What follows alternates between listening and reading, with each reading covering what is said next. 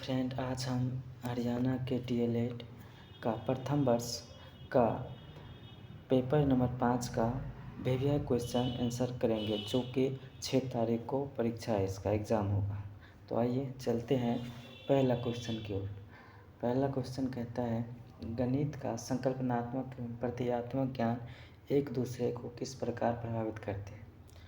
ये क्वेश्चन 2012 और 2017 में भी पूछा गया था। कहता है, संकल्पनात्मक एवं प्रतीकात्मक ज्ञान किसी भी वस्तु की परिभाषा या नियम को समझना तथा अन्य प्रत्ययों से संबंध जानना संकल्पनात्मक ज्ञान कहलाता है। यह विषय वस्तु तथा संबंधित प्रत्ययों का अध्ययन है।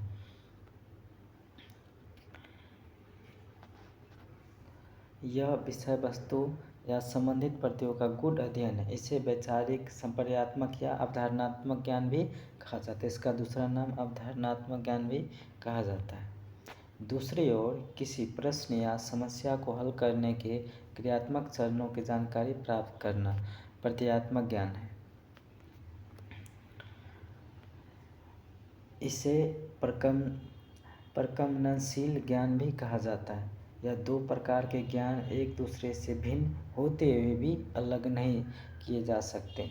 दोनों की प्राप्ति ही किसी विषय वस्तु का ज्ञान पूर्ण करती है। उदाहरण के लिए, क्षेत्रफल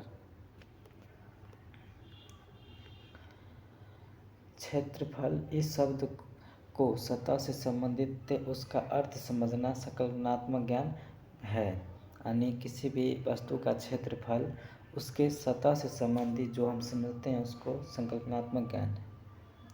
विभिन्न आकृतियों के लिए सूत्र का प्रयोग कर क्षेत्रफल ज्ञात करता है ही प्रतीकात्मक ज्ञान है।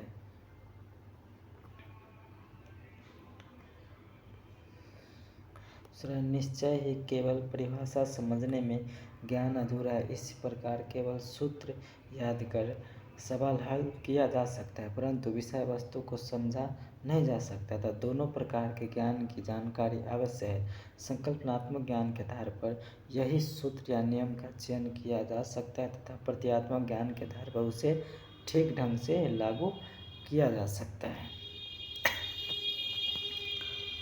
अब आइए, टॉपिक है प्रतीकात्मक ज्ञान पर संकल्पनात्मक ज्ञान का प्रभाव।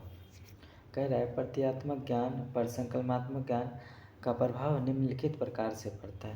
पहला है, बच्चों का संकल्पनात्मक ज्ञान उसके सवाल हल करने के तरीके चरणों को सीधे प्रभावित करता है। अपने संकल्पनात्मक ज्ञान के अनुसार ही बच्चे सवाल हल करने का तरीका निर्धारित करते हैं अथवा चयन करते हैं। दूसरा है, जिन बच्चों का संकल्पनात्मक ज्ञान बेहतर होता है वे प्रतीकात्मक कौशल में भी अधिक निपुण होते हैं। उदाहरण के लिए, जिन बच्चों का स्थायी मान का संकल्पनात्मक ज्ञान बेहतर होगा वह बड़ी संख्याओं की घटा में भी हासिल लेने की प्रक्रिया सरलता से अपनाते हैं। अब आइए, तीसरा है, अनेक वस्तुओं के संबंध में प्रकम्पनशील ज्ञान से पूर्व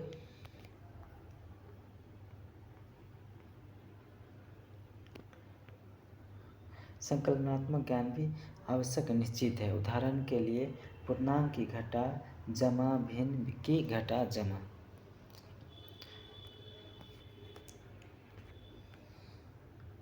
अब चौथा कह रहा है, विषय वस्तु का संकल्पनात्मक ज्ञान पहले होने से बच्चे न केवल सही प्रक्रिया अपनाकर सवाल हल करते हैं बल्कि क्रियात्मक कौशल का भी विकास करते हैं। अतः संकल्पनात्मक ज्ञान का प्रतीकात्मक ज्ञान पर सकारात्मक प्रभाव पड़ता है, जबकि इसका प्रभाव की मात्रा विद्यार्थी की बुद्धिमत्ता IQ जो लेवल होता है उस पर निर्भर करती है। अब है प्रतीकात्मक ज्ञान का संकल्पनात्मक ज्ञान पर प्रभाव।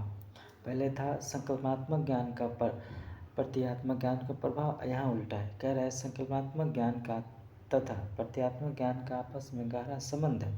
एक ज्ञान दूसरे ज्ञान को प्राप्त करने में सहायक है और दूसरे की प्राप्ति कर पुनः पहले को बढ़ाने में सहायक है। अनेक विषय वस्तु ऐसी है जिनमें बच्चे पहले सवाल हल करके चरण समझते हैं, फिर उनके प्रत्यय को समझते हैं, अर्थात पहले प्रत्ययात्मक ज्ञान फिर संकल्पनात्मक ज्ञान। जैसे 3 से 4 वर्ष के जो बच्चे होते हैं, बच्चे गिनती बोलना सीख जाते हैं, बाद में वह संख्या या उसके नियमों से परिचित होते हैं। आमतौर पर बच्चे भाग के सवाल हल करना सीख लेते हैं या पहाड़े याद कर लेते हैं, फिर बाद में भाग या गुणा कर समझते हैं तथा दैनिक जीवन संबंधी समस्याओं से इन्हें जोड़ते हैं, अर्थात प्रतिक्रियात्मक ज्ञान से संकल्पनात्मक ज्ञान की ओर बढ़ते हैं। ऐसा आवश्यक नहीं है कि प्रत्ययात्मक ज्ञान से हमेशा संकल्पनात्मक ज्ञान बढ़ता है। जैसे लघुत्तम निकालने के चरण सीखकर बच्चे लघुत्तम ज्ञान करने में निपुण हो जाते हैं, परंतु इससे उसे लघुत्तम का अर्थ समझ नहीं आता है। करें निष्कर्ष। निष्कर्ष निकला, संकल्पनात्मक ज्ञान तथा प्रत्ययात्मक ज्ञान तथा एक दूसरे के पूरक है।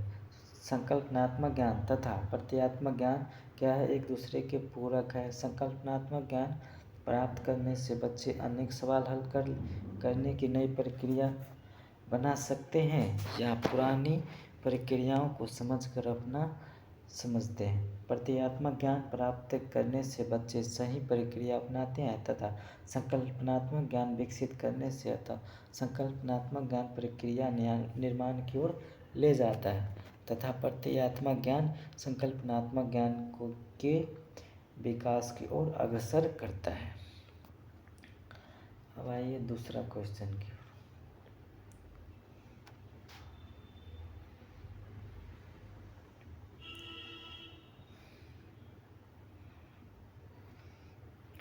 इतना समझ गए आप लोग।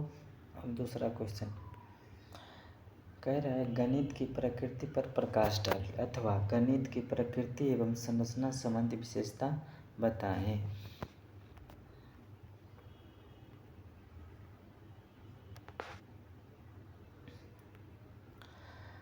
गणित की प्रकृति। गणित वस्तुतः संकल्पनाओं तथा गूढ़ विचारों की विषय सामग्री। इस विषय की प्रकृति विद्यालय के अन्य विषयों से भिन्न है।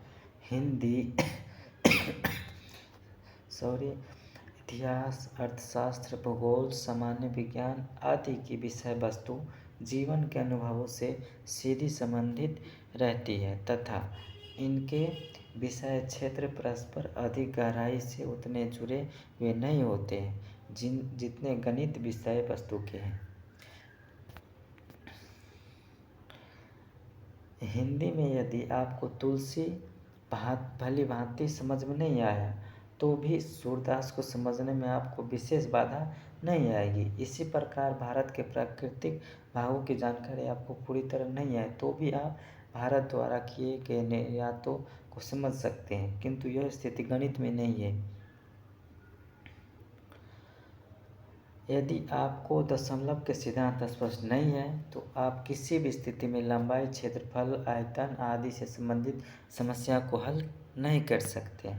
इसी प्रकार किसी विद्यार्थी को बिंदु, रेखा, त्रिभुज, आयत, वर्ग की संकल्पनाएं स्पष्ट नहीं हो तो वह ज्यामिति के साध्यों को समझ नहीं सकेगा। बीजगणित में छात्र यदि बीजीय राशियों को जोड़, गुणा, बाकी, भाग आदि सक्रिय नहीं जानते हैं तो वे गुणनखंड, समीकरण,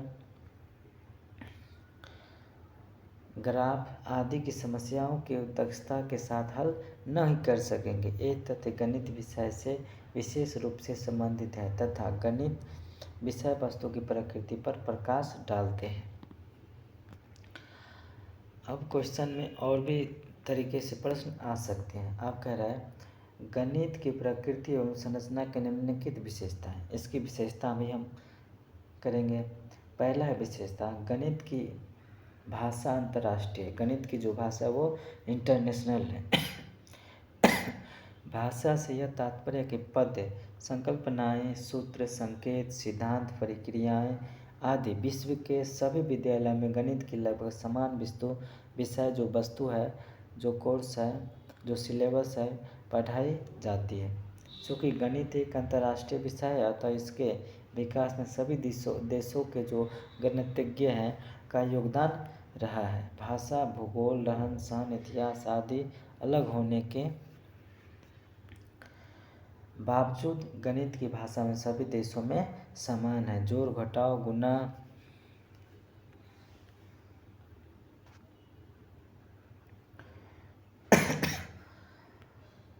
दशमलव, प्रतिशत, औसत, समुच्चय, संबंध, फलन आदि के सिद्धांत विश्व के सभी विद्यालयों में समान है। गणित की भाषा सांकेतिक है। गणित की जो भाषा है वो क्या है? सांकेतिक है। गणित में संख्याओं, स्थान, मापन आदि का अध्ययन किया जाता है। संख्याओं, स्थान एवं मापन से संबंधित सिद्धांतों के आधार पर ही अंकगणित, बीजगणित, ज्यामिति, समुच्चय, संबंध, फलन आदि विषय वस्तु का विकास हुआ है। अब तीसरा करा स्थूल अन्य सूक्ष्म वस्तुओं से निरीक्षण तथा ज्ञानेंद्रियों के माध्यम से गणित की नई संकल्पनाओं की ओर खोज की जाती है तथा उन्हें संख्यात्मक तथा बीजीय भाषा में प्रकट किया जाता है। वातावरण में घटित घटनाओं एवं तथ्यों की सहायता से गणितीय सिद्धांतों की खोज और खोजा जाता है। अब चौथा विशेषता है गणित में सामान्यीकरण। आगमन, निगमन, अमूर्तन आदि मानसिक क्रियाओं की सहायता से सिद्धांतों, प्रक्रियाओं, सूत्रों आदि को गणितीय भाषा में प्रकट किया जाता है। अब पांचवा है गणित की विषय वस्तु में क्रमबद्धता तथा व्यवस्था है। गणित सीखने हेतु निश्चित क्रमबद्धता को आधार बनाया जाता है तथा प्रत्येक पद को समझकर ही आगे बढ़ा जा सकता है। गणित के ज्ञान में कमियां बाधा उत्पन्न करती है तथा ज्ञान की व्यवस्था में तारतम्य स्थापित नहीं हो पाता है। किसी उप विषय को सीखने के लिए उससे संबंधित समस्त सामग्री को व्यवस्थित तरीके से समझना आवश्यक है। यदि ज्ञान में कोई कमी आ जाती है तो गणित की समस्याओं को हल करने में तथा आगे की संबंधित सामग्री को समझने में तथा सहसंबंधता स्थापित करने में कठिनाई आती है। तो आपको ये 4 ही विशेषता 5 विशेषता हो गया। ये 5 विशेषता काफ़ी आप लोग आसानी से लिख सकते हैं। अब नेक्स्ट क्वेश्चन की ओर आते हैं। तो विशेषता बहुत है, इसमें इतना ना लिखने की ज़रूरत है। अब आते हैं नेक्स्ट क्वेश्चन की ओर। नेक्स्ट क्वेश्चन कहता है गणित ज्ञान के संदर्भ में प्रत्ययों को ग्रहण करने का ने वर्गांडो ने क्या ढांचा दिया? वर्गांडो नहीं है, वर्गनौड है। वर्गनौड ने क्या ढांचा दिया?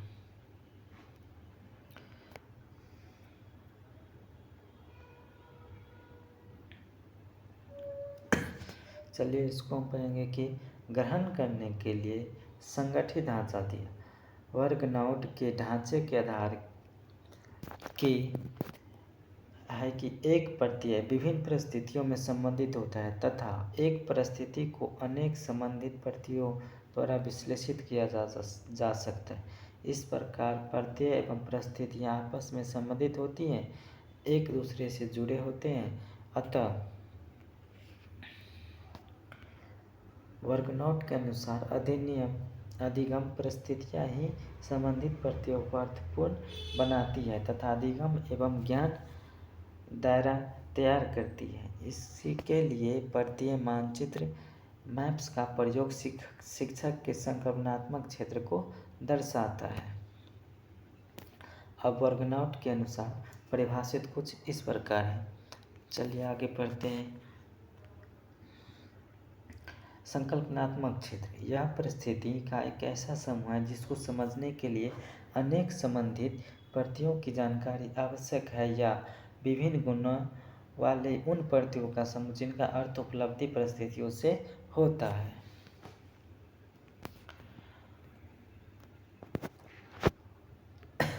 प्रत्यय 3 समूह का एकत्रीकरण। एस का मतलब क्या होता है? परिस्थितियों का समूह जो प्रत्यय को अर्थ प्रदान करता है। है परिस्थितियों से जूझने के लिए निश्चित क्रियात्मक पहलू। एस जो है संकेतों का समूह है। चलिए अब नेक्स्ट क्वेश्चन की ओर चलते हैं।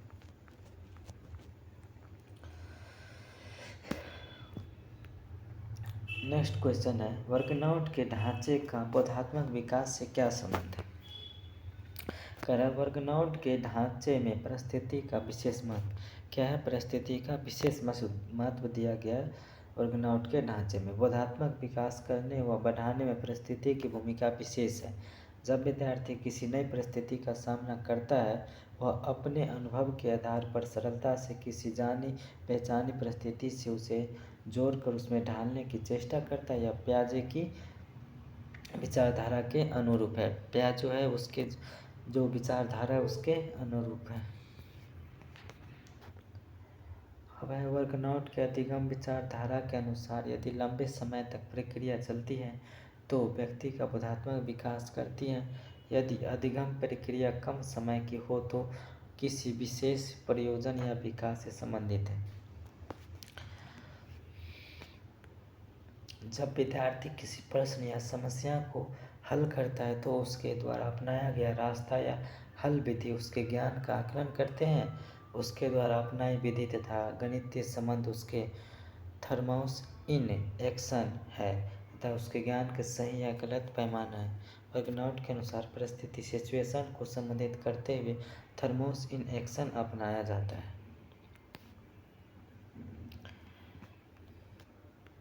अब कह रहे वर्कनआउट के अनुसार अधिगम के दो रास्ते हैं। एक पहला है दो एक जैसी प्रतीत होती हैं परिस्थितियों में विद्यार्थी अंतर पहचाने या उसके अनुरूप दोनों के लिए अलग अलग हल विधि थर्मोस इन एक्शन अपना पाए। ऐसी स्थिति में एक परिस्थिति विद्यार्थी को दूसरी परिस्थिति से सरल परिस्थिति प्रतीत होगी। दूसरा है दो भिन्न प्रतीत होती परिस्थितियों में विद्यार्थी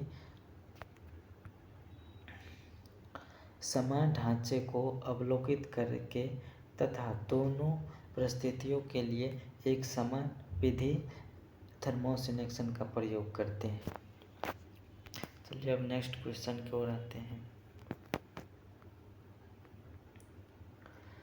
अब कह रहे हैं नेक्स्ट क्वेश्चन है कि गणित की शिक्षण अधिगम प्रक्रिया को हम बच्चों की सामाजिक संस्कृति के मूल से कैसे संबंधित करते हैं? चलिए इस क्वेश्चन का आंसर देखते हैं। आंसर में क्या है? बच्चों की सामाजिक संस्कृति से तात्पर्य उस सामाजिक वातावरण से है जिसमें हर पल बढ़ रहे तथा उस सभ्यता या संस्कृति या संस्कारों से है जो अपने परिवार पड़ोस या समुदाय से ग्रहण कर रहे हैं। उनकी सामाजिक सभ्यता में अनेक तत्व शामिल होते हैं जैसे परिवार की जीवन शैली तथा मूल्य, समुदाय या समाज के नियम, संचार के साधनों से प्राप्त जानकारी, राजनीतिक तथा न्यायिक कार्य प्रणाली, संविधान के नियम आदि। अब आते हैं पाठ्यक्रम हमारे समाज तथा सभ्यता की आवश्यकता समय तथा स्थान के अनुसार बदलती रहती है। अपनी आवश्यकता को मद्देनजर रखते हुए भी किसी भी विषय का पाठ्यक्रम निर्धारित किया जाता है। जैसे प्राथमिक स्तर पर संख्याएं, भिन्न पूर्णांक तथा विभिन्न आकारों संबंधी प्राथमिक ज्ञान पाठ्यक्रम का हिस्सा है जो बच्चों को अपने आसपास के वातावरण को समझने तथा उसे जोड़ने में सहायक है। माध्यमिक स्तर पर लाभ, हानि, साधारण ब्याज अनुपात, विभिन्न आकृतियों के गुण आदि का ज्ञान पाठ्यक्रम में सम्मिलित है जो उन्हें सामाजिक गतिविधियों को समझने तथा उनका हिस्सा बनने में मदद करता है। अब आते हैं कह रहे पठन सामग्री का हमारे समाज तथा सभ्यता से गहरा संबंध होना चाहिए। उसमें सम्मिलित भाषा, उदाहरण, चित्र आदि बच्चों की सभ्यता तथा संस्कृति से मेल खाते हो, तभी बच्चे उस पठन सामग्री को स्वीकार कर पाएंगे तथा उसका लाभ उठा पाएंगे। उदाहरण के लिए मुद्रा संबंधी पाठ में चौनी तथा अठन्नी की बात की जाए तो बच्चे कैसे समझ पाएंगे। माप के पाठ में पाउंड या मन शेर की बात की जाए तो उन्हें समझ में नहीं आएगा, क्योंकि वर्तमान समाज में इन इकाइयों का प्रयोग नहीं है। उन्हें तो रुपए की ग्राम किलोग्राम की भाषा ही अपने आसपास में सुनाई पड़ती है। चलिए अब नेक्स्ट क्वेश्चन की ओर